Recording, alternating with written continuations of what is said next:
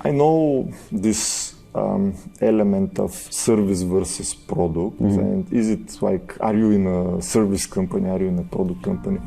To me, they're so much connected, and you should not actually try to distinguish and separate between them.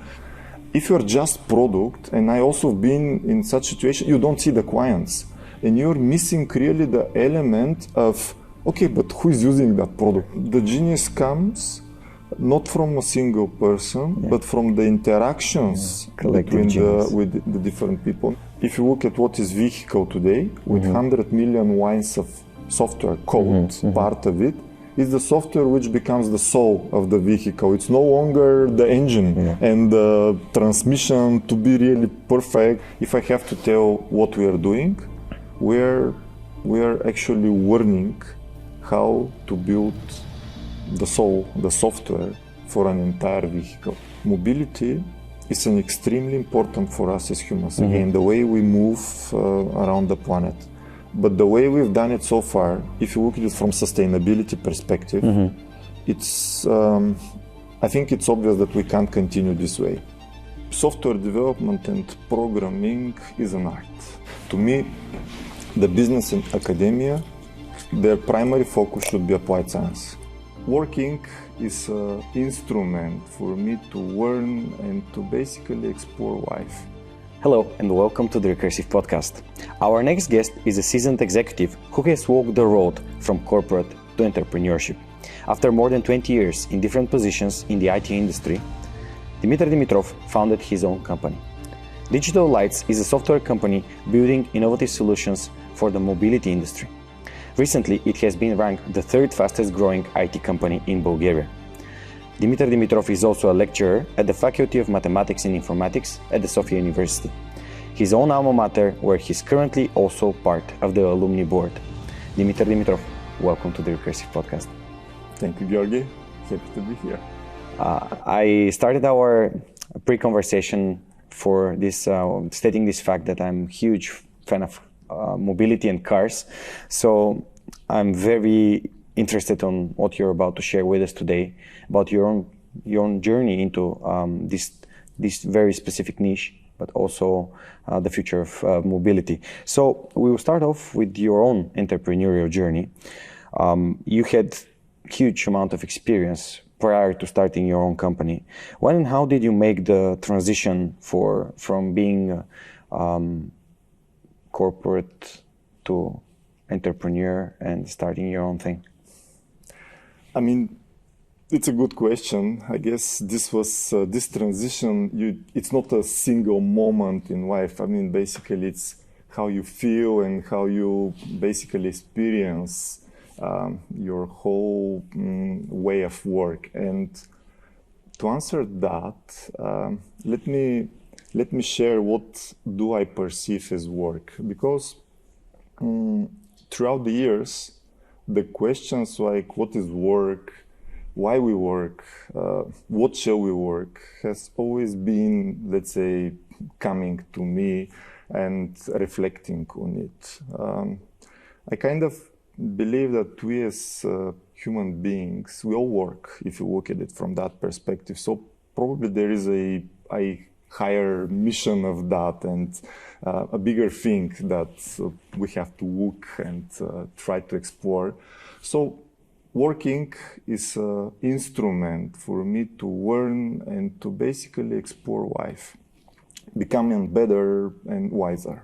Now, the whole transition element from being part of a actually great and incredibly cool corporate team towards entrepreneurship, it was part of keep answering these questions and trying to explore in more details the visible, like the physical part of our reality, but what's more, the invisible and the one which, I don't know, is somehow related to our souls and to the big lessons of our life.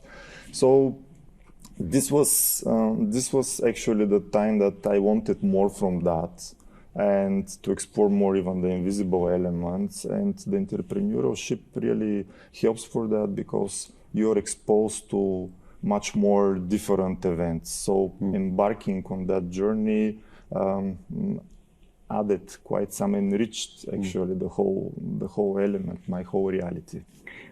When I talk to different entrepreneurs, different in the way they started being such, some of them say that it's easier when you're younger because your tendency to have more risks is higher.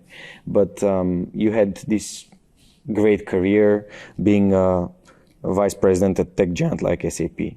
So did risk had any part of in your decision starting your own company? I know that this risk and changing from from a corporate where you have everything you need, like endless resources, and to something that you are out there on the wood alone, kind of.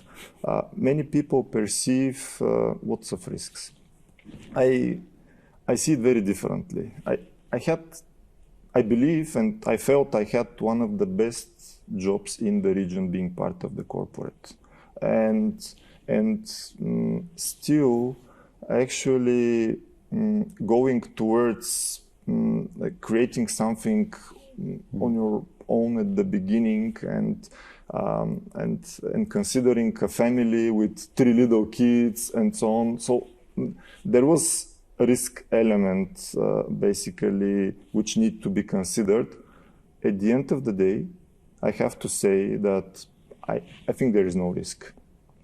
Honestly speaking, if you make the math, at the end of the day, I don't see the risk, because staying in the big company, there are many risks which probably are not that visible for you as simply one of the elements. One of the something really big.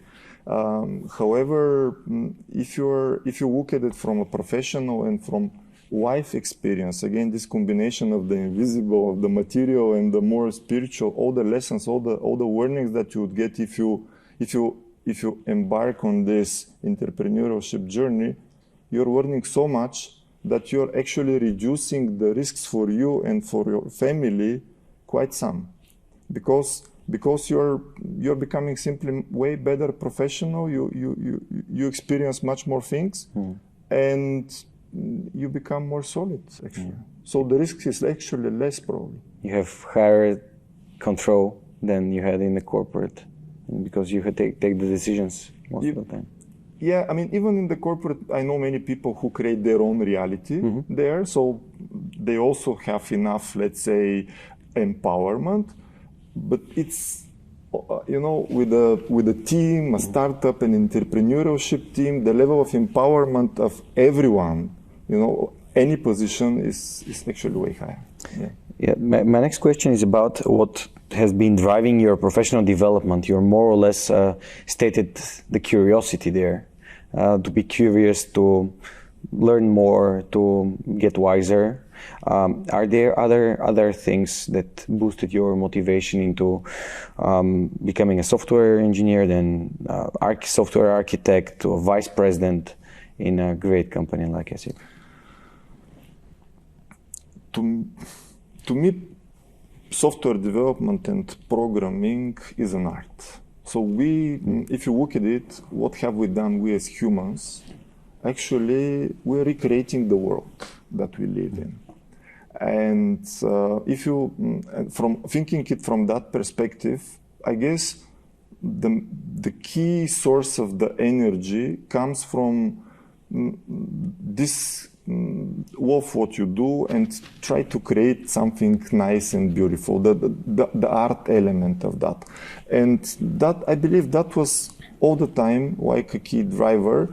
I could share that from more technical to more, let's say, management and leadership. There was this change in a big corporation at that time. And the key reason was that I needed to empower myself to execute on the ideas that we had with the team. Because if you're just an architect, you're creating very nice concepts and beautiful solutions, but the way the execution comes, you need to be more empowered, and that comes with more the management side of it. So I decided to switch on the management to be able to execute on our ideas. With the entrepreneurship, you have to do everything. I mean, basically, it's the balance of the combination of the whole leadership, but also designing and building, and then of course make sure that the market loves what you're doing. Great. So further into like this better understanding of the whole ecosystem here, you have been part of it for many years, and there has been a drastic change and evolution in the software industry in Bulgaria, transitioning from services to products. What are your personal lessons learned being part of this ecosystem in the last years? I know this element of service versus product, and is it like, are you in a service company, are you in a product company? To me, they are so much connected, and you should not actually try to distinguish and separate between them, because at the end of the day, with every product, you need to have the service attached to it, and what service you can offer if you don't have really the product behind it. So what we try to do is actually to do both. I mean, in a good way, and if you have the bottom line, at the end of the day, it's the quality. Because the risk I see is that if you're just service oriented, you might miss the beauty, the art in designing and developing the product. It's the creativity of it. The creativity, but also the quality. Make sure that this is really the best you can build. If you're just product, and I also been in such situation, you don't see the clients, and you're missing really the element of, okay, but who is using that product and who is going to pay for it? And the combination of both, I think more and more the industry in Bulgaria gets to the level where you already have people who either have product experience and now they're gaining the customer element of it, the service part of it, and vice versa. And the model of DevSecOps and SEO is a model to me which in one team you can design, you can develop, but you also have the idea who will pay for it and how much. So this is based on your experience in the industry in the last couple of years, which is it's great way to see it. It's like a more holistic way. Something is interconnected. Okay, in your own company, Digital Lights, you started this process of transitioning from small to medium, and you have been recently ranked as the third fastest growing IT company in Bulgaria.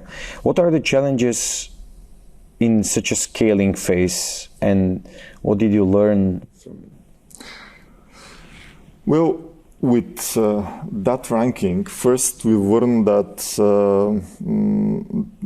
hard work can bring us to a level where you can actually try to see how you are behaving next to the others. So this whole growth came and ranking came really as a surprise to us. We never looked around and tried to benchmark or something like that. We were quite some focus on what we are doing, and out of sudden here comes that we are the third fastest IT growing company in Bulgaria, and I was scared when I saw that. I said, I mean, we got together with the team and we were like reflecting on, okay, we know that we work hard, but yeah, it looks like we've done really a good job. Learnings, what to say? I mean, you have learnings every day as part of that. This whole element, we're doubling the company every year in an organic manner. So as you could imagine, this is it's a day-by-day learnings and challenges that you face on all aspects of doing that. I would rather focus on the results and what is that you get if you do that. Because it's not easy. It's way easier to say, okay, let's grow, like 10%. But the fact that for these 4 to 5 years, we already built a team with talented and capable to execute a very serious projects, this is actually the benefit of doing it. And reflecting back, I would do it in the same way now. Yeah.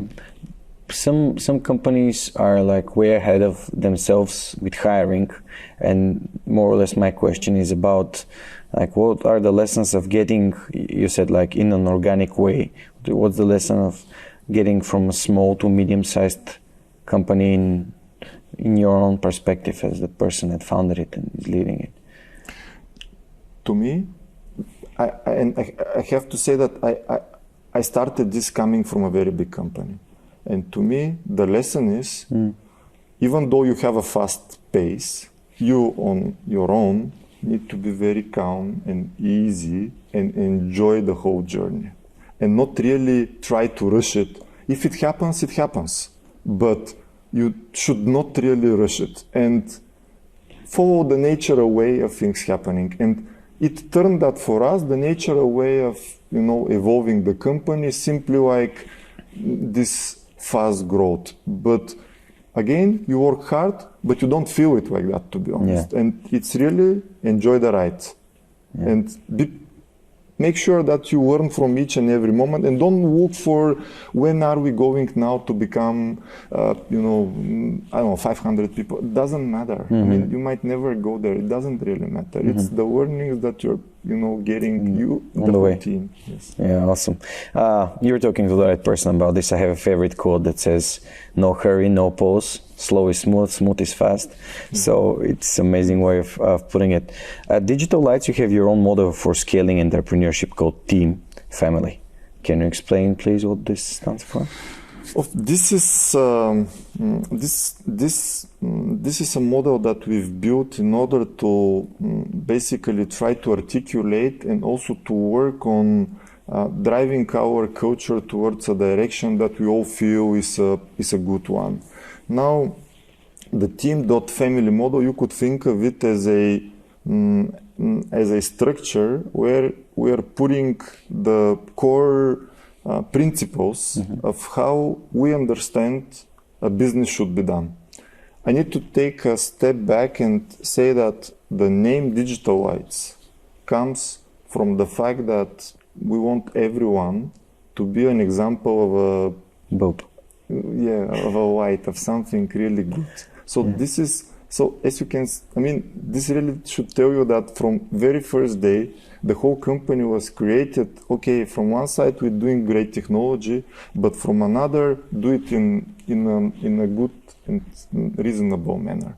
So we wanted to, and this is what we are heavily working on having a culture and a team where the whole attitude towards each other and towards work should be calm, humble, reasonable, a good one. And now as part of that, we also wanted to say, to put what is our culture? Which are the elements of it? What is the model that we follow?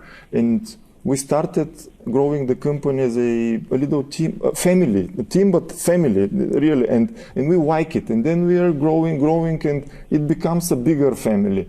So now the question is how you can become a mid-sized company, but still have this family element part of it. Because I and all the colleagues, we don't want at home to be one type of people and then in the office to be the other. We want to be the same people. So basically, this whole element of team family is exactly representing what is the way we want to work and which are the core principles. And I could share some of them if you want. And yes, please. There's something that comes to my mind immediately. It's like acceptance and support. Exactly, and we start with basically defining be a good person. So this is at the core of everything. And now good, we all have our compass, right? So what is good? Doesn't matter where it's pointing, as long as you're listening, reflecting, listening on it. This is the right way, and this is good for you. This is what we want. So the math is do good and think good. Because if you're just doing good but not really thinking in this way, it's zero. It's you multiply it zero. If you just think, do good, but you don't do it, it's again zero. So at the very bottom of everything is, let's be good people. This is a good team. This is the basic. On top of that, you can do a lot. And on top of that, it's the element of, like I said, why do we work? The become better and the excellence part of it. And with excellence, it comes the quality element. So this is like the next element. And then comes what you learn, share, and try to make sure that you don't stop, right? So we are given everything we need. So just keep pushing, keep running, and last but not least, enjoy the ride, enjoy your life, appreciate it. Actually, this is it. I mean, you wake up in the morning. I mean, you have so many choices. You should appreciate that, and you should enjoy it. Yeah, I cannot remember who I heard this from, but it's an amazing saying that you can train a good person, but you really don't. You can't train and can't work with a great asshole. That's very good technical wise, but then still not a nice and a good person to be around. So thank you for sharing this. You were talking a lot about the culture and this like enjoyable way of going forward, but there should be some goals at Digital Labs, like company. And how do you envision the future of your company in, let's say, 5 years? First of all, we've started in this whole transition of small to mid-size. Actually, now allows us really to execute on to be a world-class player in the mobility industry.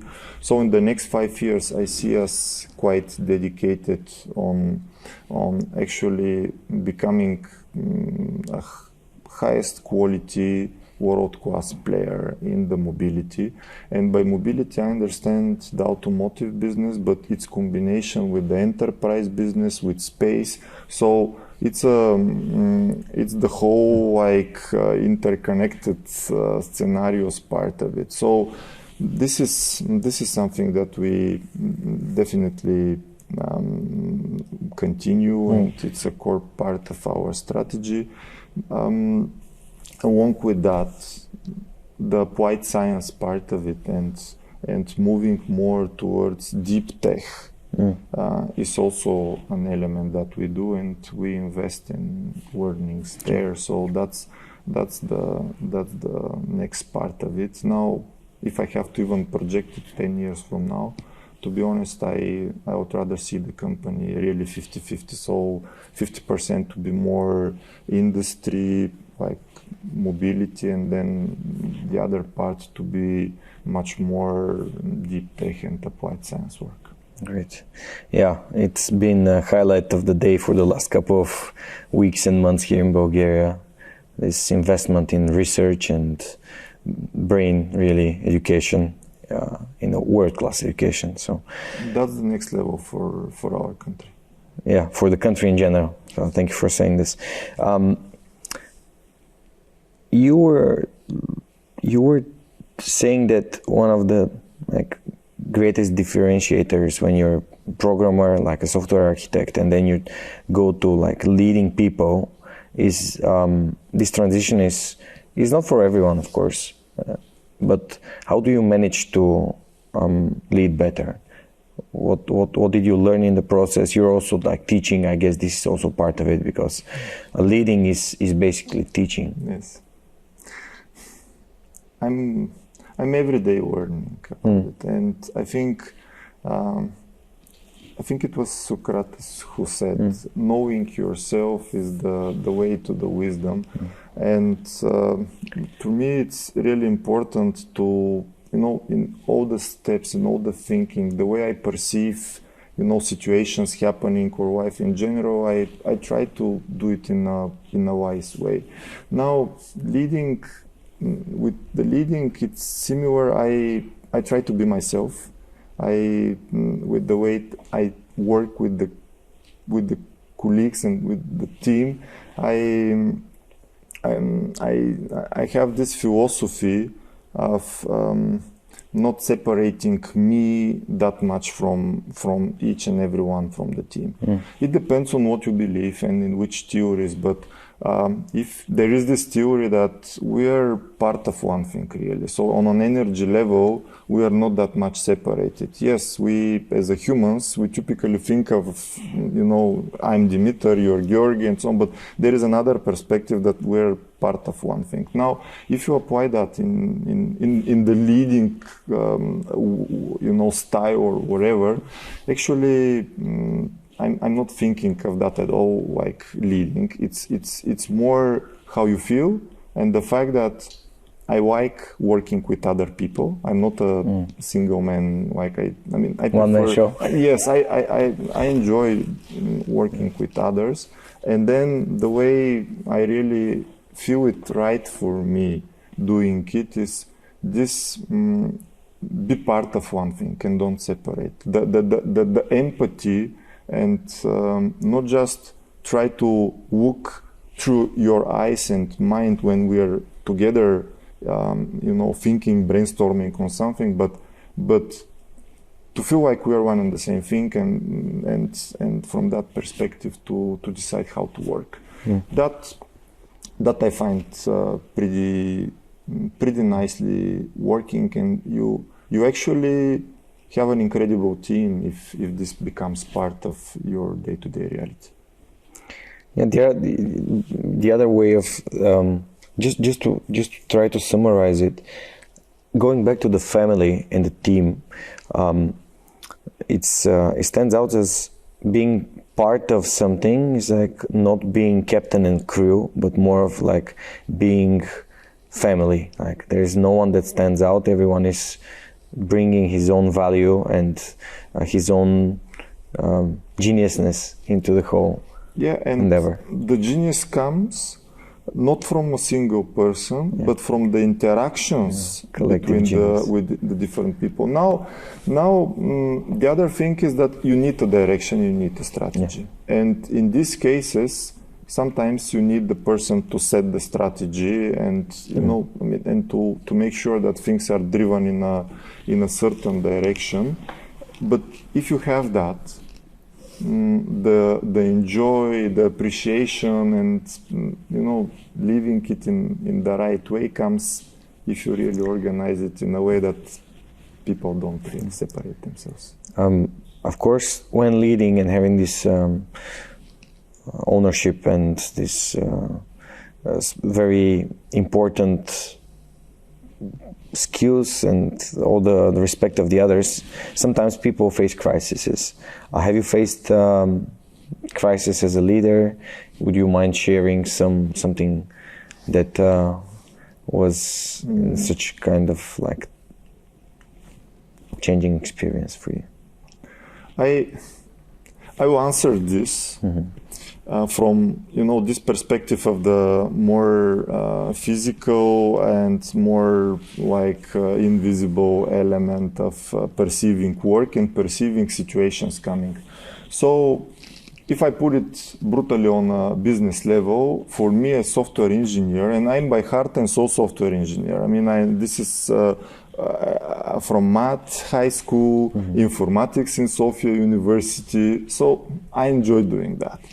So the elements which I really had challenges and needed to learn, which I'm not saying that I'm not happy doing this, but they were new to me, was the creating business part of it, the whole economics, financials, the cash flow, and those sort of things. But actually, if you look at it from more, if I try to be the wise Dimitar now, actually I would say I try to protect myself as perceiving something as a big minus or a big plus. If you look at it in nature, this doesn't exist. Things are just happening. And do I think of something as a very bad, that is even crisis? It's a decision of mine actually. So I try not to see things as plus and minus, but as they are, reflect and see what you do. And that for entrepreneurship, that helps a lot because it protects you from many things if you look at from that perspective. Of course, you shouldn't expect also a big plus, right? I mean, because if you're oriented towards a big plus, you have to be ready to face a big minus. So trying to keep the balance and not to perceive things as crisis or too good. Yeah, I love this metaphor about the scale, like there both ends of the scale are negative, even the two positive one, and you need to be able to mediate and go fine-tune around the middle or wherever you want to be. So it's a great way of putting it. You have mentioned that you feel inspired to be working with the talented people that you have in your team. Tell us a bit more about how you choose the people you want to work with. Are there specific values that you care about and you look for in the others, or some kind of qualities that people need to have when you're recruiting? A very big percent of our team comes to referral. And that is, I guess, that helps for this whole team family element, and it also helps a lot for make sure that the criteria we have to call someone a family are also close. And I mentioned about the culture that we are developing and that we want to have in the team. So it starts with, is the person able and willing to also take this, step on this cultural path. And in a conversation, even though it's very hard in 1-2 conversations to realize, but there are certain things that you can feel, and this is important. So they really to perceive work as something which is good for them as people and not just connecting them to the material part of the world. So that's one thing. And then the other, I'm from old school type of software engineer, and it's more what on the business side, what it really matters is the core computer science skills and the people to really want to have them and to build and to develop them, and of course to enjoy what they do. So to be passionate about developing and creating software. So these are like the criteria. We invest a lot in the education and development of everyone. Therefore, the most important thing is really the personality. Great. Just being curious here, how do you identify passion into people? How do you see it? Do you discuss like their favorite piece of code or product that they've worked on, or how do you identify this? So it's a combination of few things. So if you are passionate about something, you typically zoom into the details and you understand things in the details, right? Otherwise, you could say you are passionate about something, but you don't know much about it. Then, but so how much people actually zoomed into a given topic? It could be computer science, right? You're passionate. So it might be one thing that you really love in it, but if you have really detailed knowledge about it, then I could easily connect to the passion. And then you could typically tell that from the answers, from the eyes of the people. And yes, I mean, answering a question, tell me the most beautiful application that you've ever used might give you a hint whether what the answer would be like and why, but it's more whether a person really wants to become a deeply understanding the industry and the type of work, which tells you about the passion. Thank you.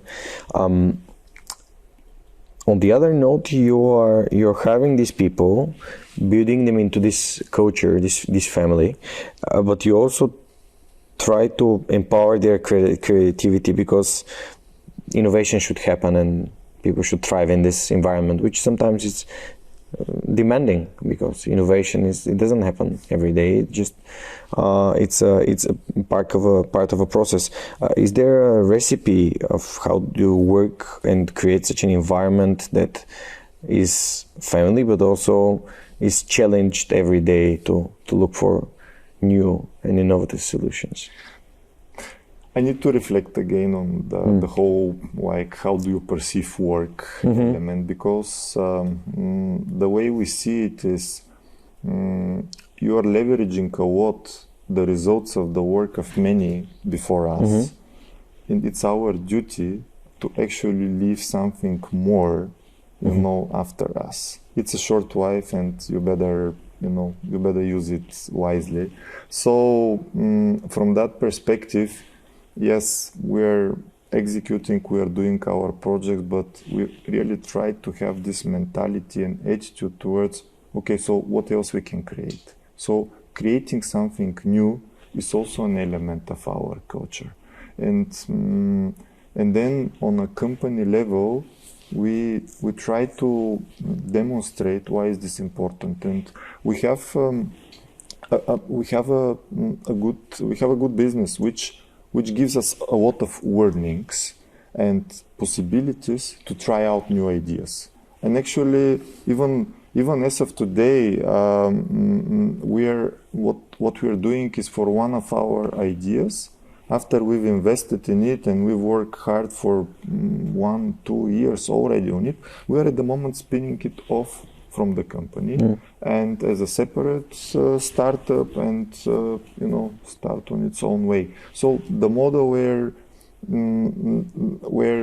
you have a solid foundation and huge warnings out of it, and then you build new ideas and test them on the market, it's something that we find as a very reasonable model, and I could relate also this with product, service, and the whole thing.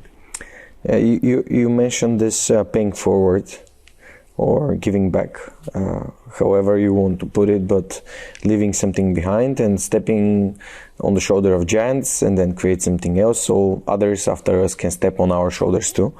And the ultimate way of doing it is basically teaching. So you came back to the Sofia University to teach.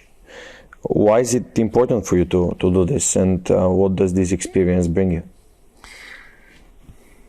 It's what you feel you should do. And I have to say, every time I get in the car and I go to the Faculty of Mathematics and Informatics, I feel good. I mean, already in the car, from the office going there, I feel charged positively, and that tells me that I'm doing the right thing. Okay. Now, with the sharing, in fact, our team, a big percentage of us, we're actually lecturing and sharing knowledge. We have folks who are in schools, others in universities. I mean, we have amongst our team, we have an incredible examples of people who are devoting their lives to teaching others, and I'm learning a lot from them. So sharing and being part, being with the students helped me really learn from them, or from the students as well, but also explore more and learn more about myself, and explore more on this invisible element by sharing and by contributing to something bigger.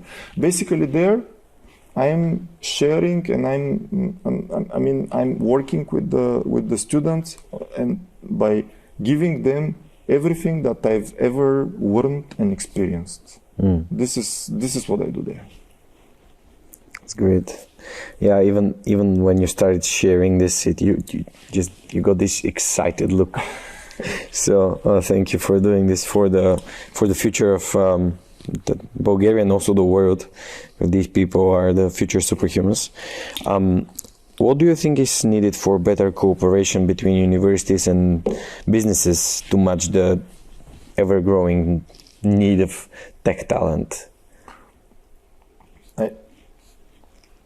I'll be very honest. You've stepped on both boats at the moment. Yes. I'll be very honest, and I think in Bulgaria we got the whole business academia model wrong to some extent. I mean, because if you look at it from talent perspective, you don't get too far.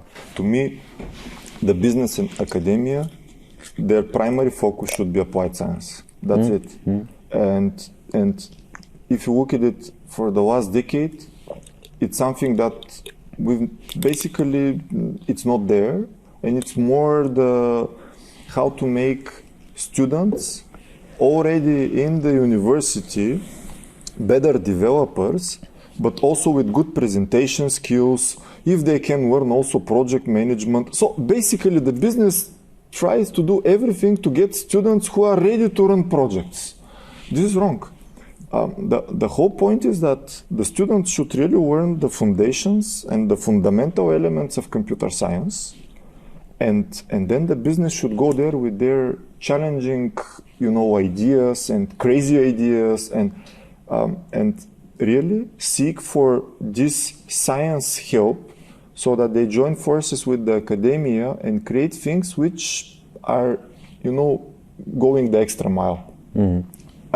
I believe we more and more will start to have that in Bulgaria, but this is our way. So when we engage with the academia, with the Bulgarian Science Academy and with Sofia University Faculty of Mathematics and Informatics, and we also have very good conversations and connections with the physics faculty, I would say these are the aspects that we are working and discussing, how to create a next level type of solutions. So the students, just to make sure that I understood correctly, you believe that the students should focus on the fundamentals of programming, not to develop all kind of different skills that might or might not be related to their job?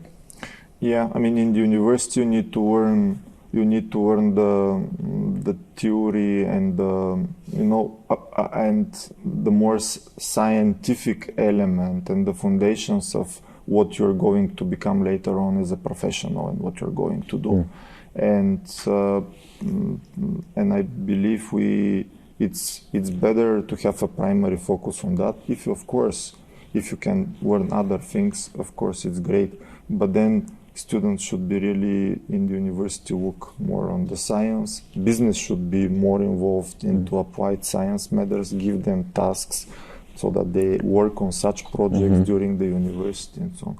The beauty in Bulgaria compared to other countries is that as a student, especially in informatics realm, you can start learning and you have a good place to learn, but also you can start working. So it's the business who should teach the students on become a good presenters and articulating their ideas. It's okay, university to help for that, but again, the focus should be different. Great. I would like to go into the topic of digital lights and what you actually do, and you focus on the future of mobility. Bulgaria is shaping as a software hub for this automotive industry. Why do you think that is? How does this help as being a part of a company within this ecosystem? We have to look at it, I believe, on a more European level, because automotive industry and the mobility industry is one of the strongest industries of Europe. So, I mean, it's a fact that in Europe, Porsches and Lambos and the BMWs and the Mercedes are built. And so the industry is extremely strong and cool. Now, Bulgaria, throughout the decades, positioned itself as a good partner and as a good player in that industry. And if you look at it from pure manufacturing perspective, so the automotive industry in Bulgaria is 5% of the GDP and it's growing. The software industry with 50,000 developers, it's also approximately at the moment 5%, and definitely it's growing and it has the potential to become even 15 if you ask me. Now, imagine the combination of this. This is quite a serious percentage of the GDP, and as part of the population that would be engaged in software and automotive. Now, so and at the same time, Bulgaria is very strong in software development, and the automotive business, they really need good software engineers, because if you look at what is vehicle today, with 100 million lines of software code, part of it is the software which becomes the soul of the vehicle. It's no longer the engine and the transmission to be really perfect, like, speaking about the BMWs earlier, is the software becoming the soul of the vehicle, and we're uniquely positioned in that. That's great. It's my favorite concept of win-win, like when you have two winning industries and working together. So what can we do to establish further this position as worldwide known destination for building complex software systems for this mobility sector? I think keep doing what we're doing. Keep doing what we're doing. I mean, and focus on the quality. Yeah. So it's an industry where, if you're up for, I don't know, even fintech or whatsoever, I don't know, restarts or something, okay, it's fine. But when you press the brake, you want definitely the car to stop. Yes. And we are going, as a humans, we are going to leave the vehicles more and more alone on the road.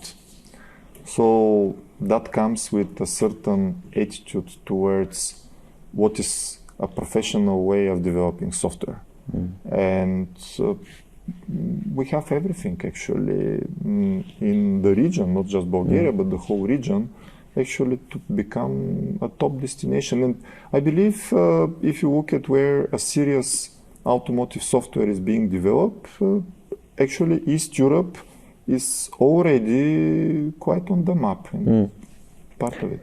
Do you believe that the topic that we previously had about the education and developing talent in a better way is also part of this reputation and growing? And it is because understanding the fundamentals of computer science is important to make sure that the code you write will not harm anyone's life. But then the applied science come into the place that if you look at it from mobility perspective, we as humans, so far, the best way of moving around the planet and transforming goods is through a hardware with 4 wheels and so many,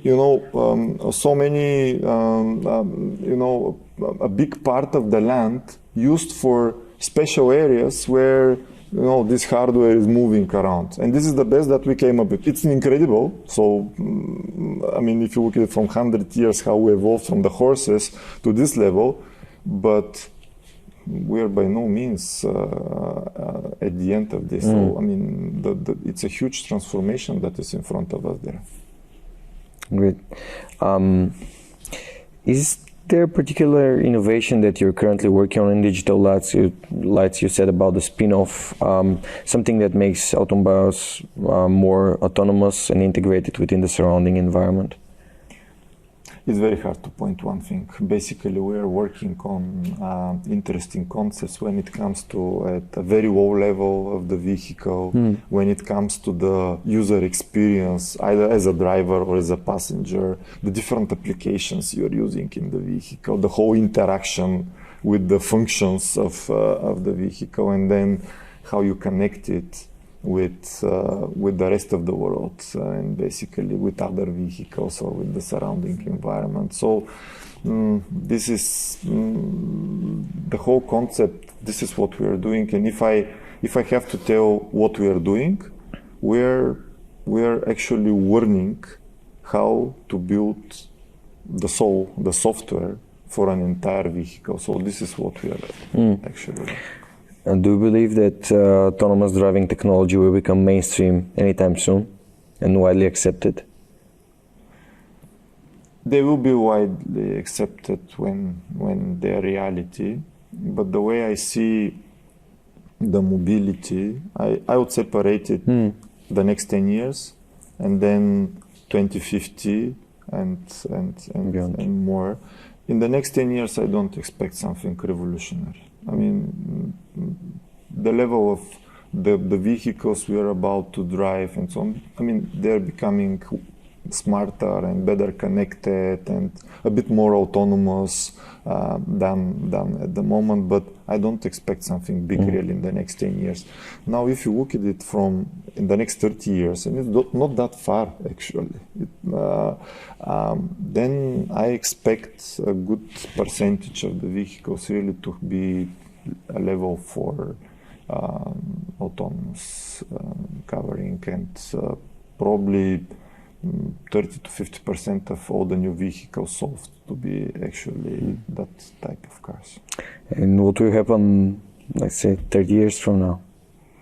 Is there something like bigger, like a dream, more towards the dream, and what should we expect from mobility after 2050? Let me say that unfortunately I have few theories here, and mobility is an extremely important for us as humans. Again, the way we move around the planet. But the way we've done it so far, if you look at it from sustainability perspective, it's I think it's obvious that we can't continue this way. So now the big question between convenience and sustainability comes into the play. Because if you don't want to give up from certain things, then we have really a chance to go towards central decisions on the planet taken, who can move when, how, and so on. We've seen that with COVID, this is possible. So unless we are wise and smart enough to come with technology breakthroughs, which are really helping us to make the new type of mobility in a way that it's really convenient, but it's not harming the planet. I mean, this is the direction. That's why we work basically every day. Personal sales, like together with us, to be very comfortable in an environment, a little sail which could be attached to anything which is flying or moving on the ground, on the wall. Concepts like that are, I believe, are coming, and less personally owned cars and more cool and convenient, whatever sales or whatever we call it, which can be shifted through and so on around. Probably something like that will come. Great. We are heading towards the end of our conversation, but I just have a few more questions for you. How do you stay at top of your game in such an industry that's changing, and the speed that it's going, it's so fast? I've been 2 weeks ago was a meeting about autonomous driving. Someone that's working in Waymo was sharing like how they find solutions into traffic and congestion and everything. So, I mean, it comes from the fact that everything is really fastly happening, and the whole world is like expecting that. At the same time, the quality comes first. So our way is not really rush it, but make sure that what you do now is the highest possible quality, reflect on it, think which is the next logical step. And things are, I mean, try to be quick in a slow manner, like we have this Bulgarian saying.